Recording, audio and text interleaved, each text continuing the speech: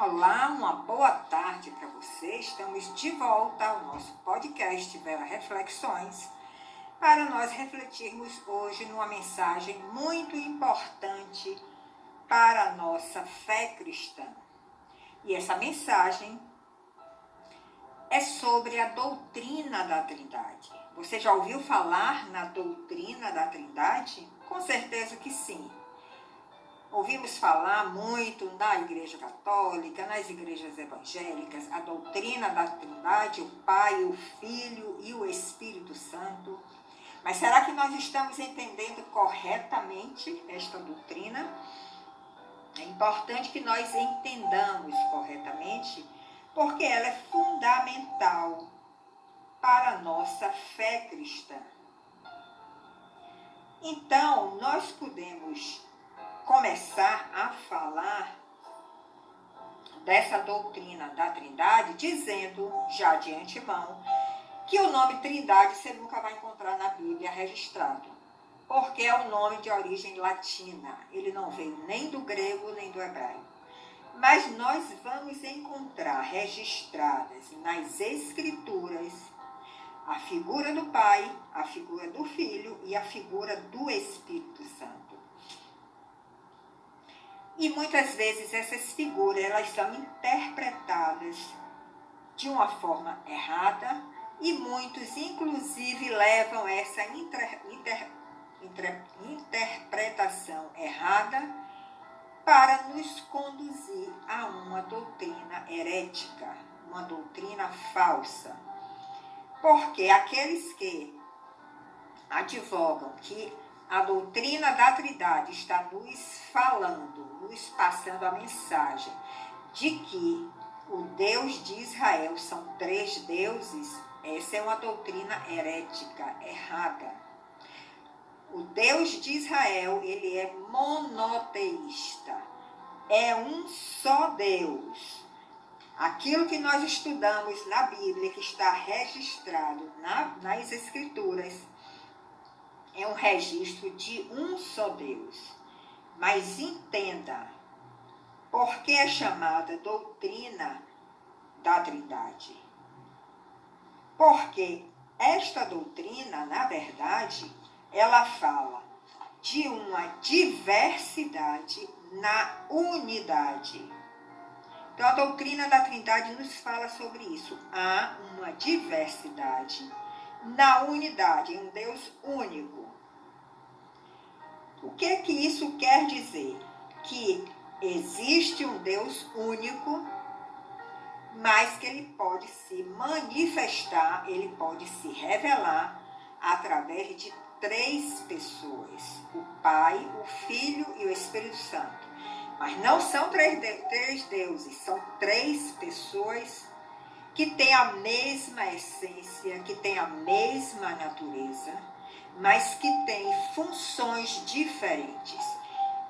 Eles são um, como Jesus sempre disse na sua caminhada, eu sou um com o Pai. Ele era um porque ele tinha a mesma essência do Pai. Ele sempre teve a mesma natureza do Pai. Mas ele veio para esta terra com uma função de filho, de trazer uma proposta para a humanidade através da sua caminhada, através das suas pregações.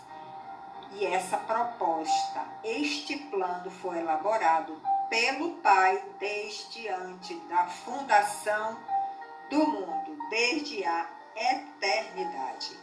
Então, nós precisamos partir deste princípio. Deus é único, o Deus de Israel é único, essa religião é monoteísta, não são como as religiões pagãs, que nós vemos que tem muitos deuses, não, a religião do Deus de Israel é uma religião monoteísta, nós só adoramos a um só Deus. Agora, este Deus, ele pode se revelar, ele pode se manifestar ao homem, à humanidade, ao mundo, através de 3 pessoas distintas, o Deus Pai, o Deus Filho e o Deus Espírito Santo.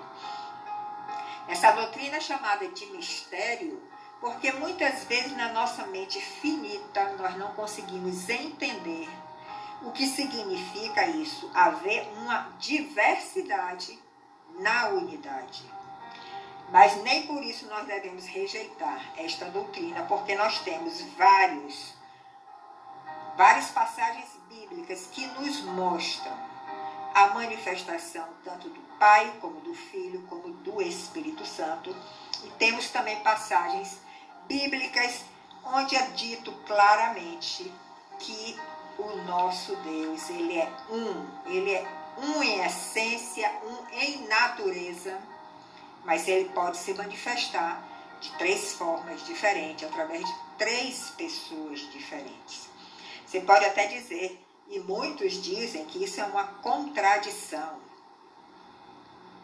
mas a Bíblia não tem contradição. A Bíblia pode ter paradoxos, mas nunca contradição.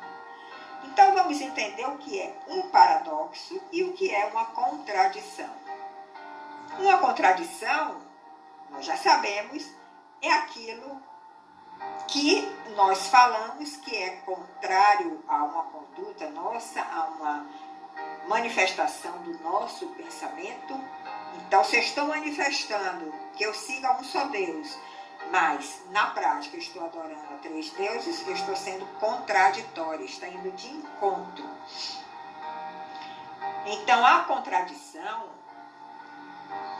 é uma afirmação em contrário do que eu disse anteriormente. Passa a ser uma incoerência, passa a ser uma discordância e uma incompatibilidade. E nós nunca podemos confiar em uma pessoa que é contraditória, não é verdade? Não merece a nossa confiança. Mas o paradoxo é algo diferente. E eu vou começar pelo exemplo para lhe explicar o que é um paradoxo, que vai ficar mais fácil para você entender.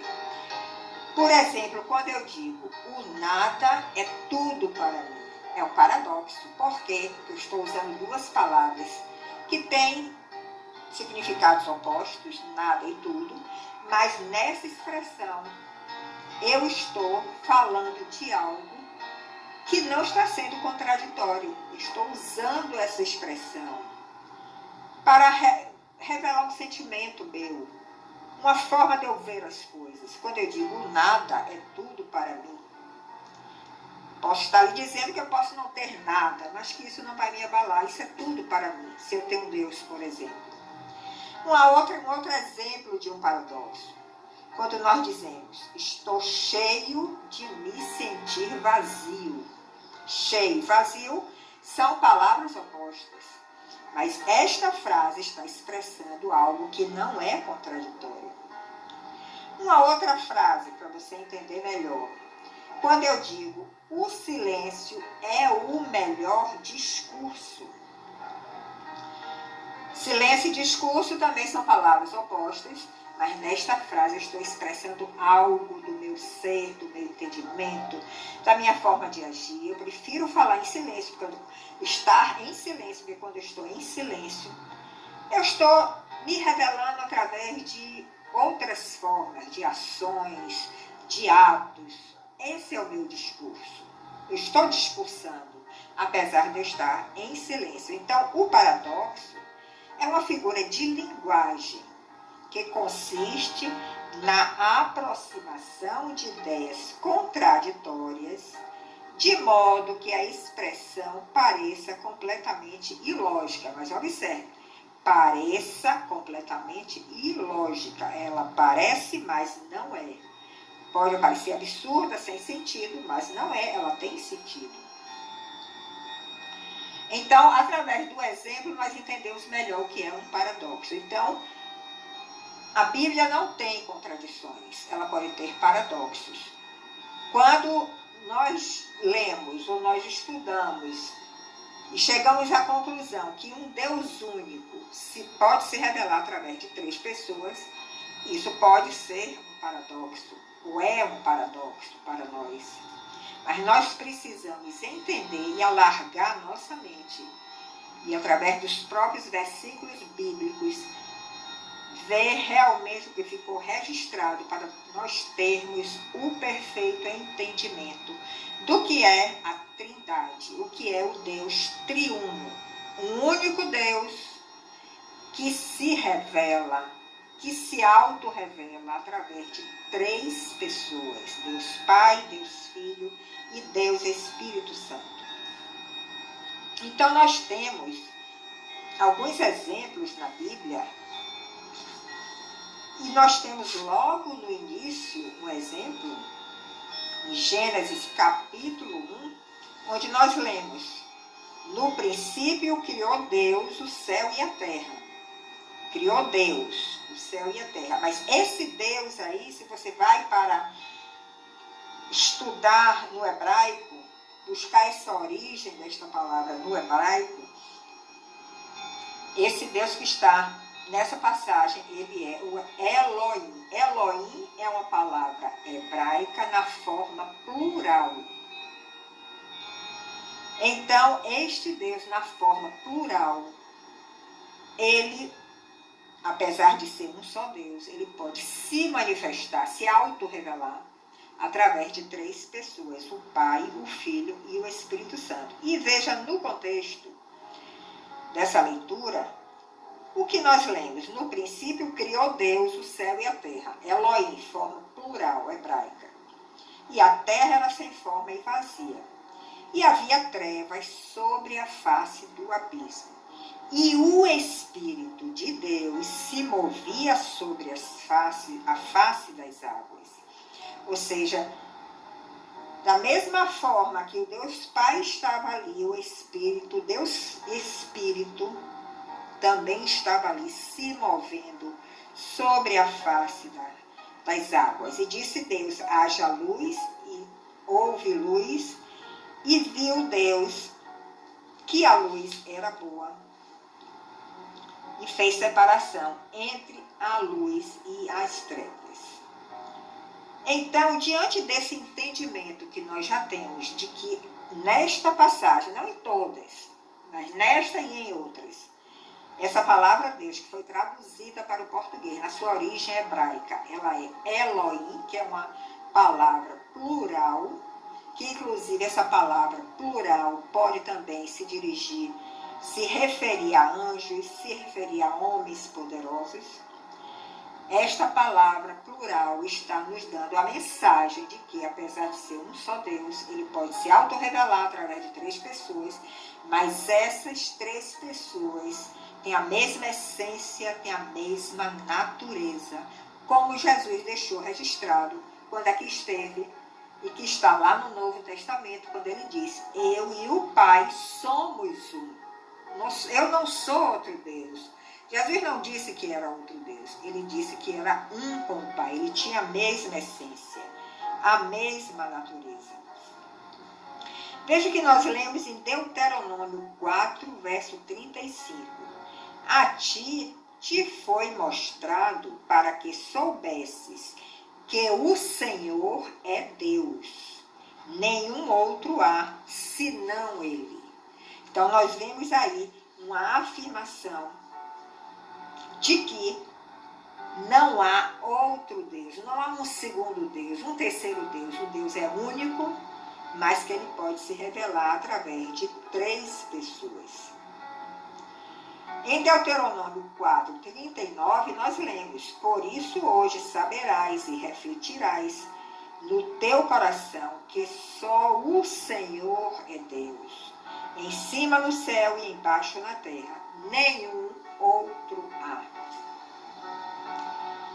Então nós vemos através desses exemplos e de muitos outros que estão registrados nas Escrituras, de que não há em nenhum momento, nenhum registro que diga que o Deus de Israel são três deuses. Não existe isso nas Escrituras.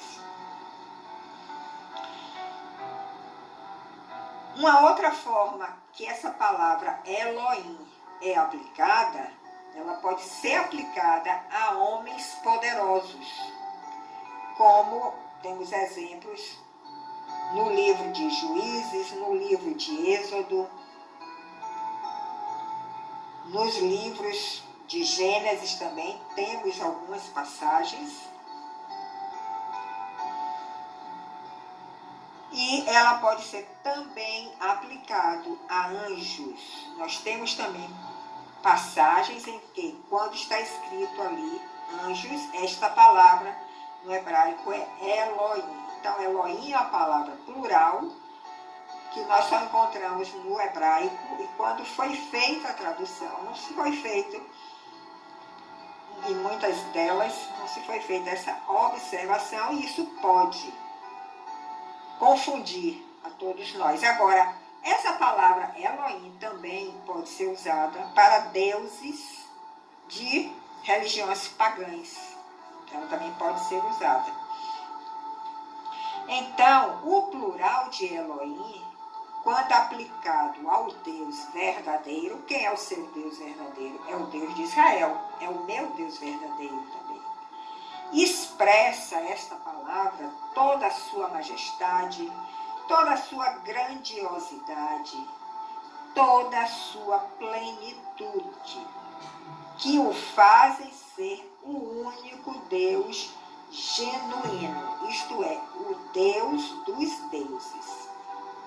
Assim, não há qualquer ideia de politeísmo, ou seja, crença em vários deuses, quando essa palavra se refere ao Deus no Antigo Testamento, pois não há outro Deus, como nós já lemos em Deuteronômio, capítulo 4, verso 39, em Isaías 43, 10, onde nós lemos: antes de mim, nenhum Deus se formou, e depois de mim, nenhum Deus haverá.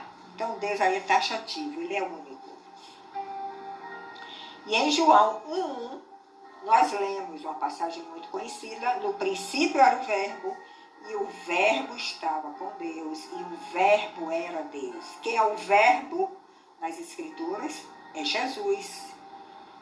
E ele está dizendo que no princípio era o Verbo, ele estava no Pai. Mas quando ele veio cumprir o plano do Pai aqui na Terra, ele veio como filho, na posição de filho.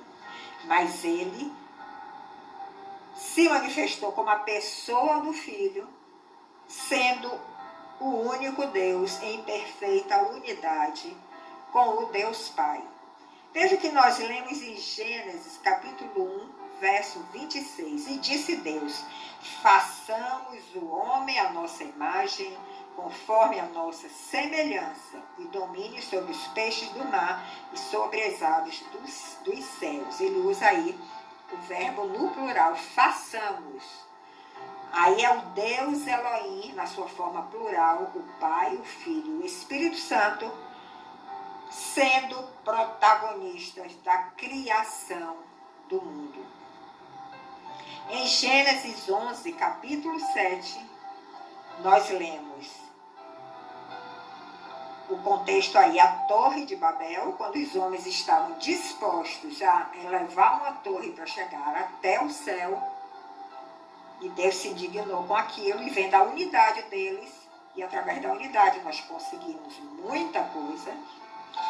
Então ele diz: desçamos e confundamos ali a sua língua, para que não entenda um a língua do outro.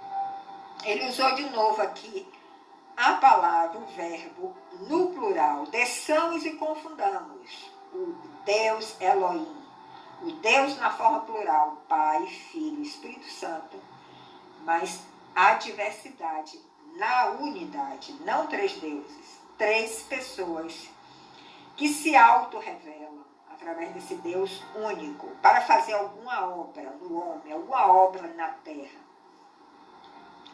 Porque em Gênesis 1, 27, nós lemos: e criou Deus o homem à sua imagem, não a nossa imagem. Ele não diz a nossa imagem, a sua imagem, porque ele é único. A imagem de Deus o criou. Ele criou a sua imagem, não a imagem do Pai, do Filho e do Espírito Santo, como três deuses. Não, ele criou a sua imagem, a imagem de Deus, que na forma plural ele pode se revelar através destas três pessoas. Então, para começar essa nossa reflexão sobre a Trindade, vamos deixar esta mensagem aqui para que você ouça, reflita. E em outro áudio nós continuaremos para entender melhor esse mistério, que é o mistério da Trindade. Então eu te aguardo no próximo áudio. Não perca para nós darmos continuidade a esse raciocínio. Até lá!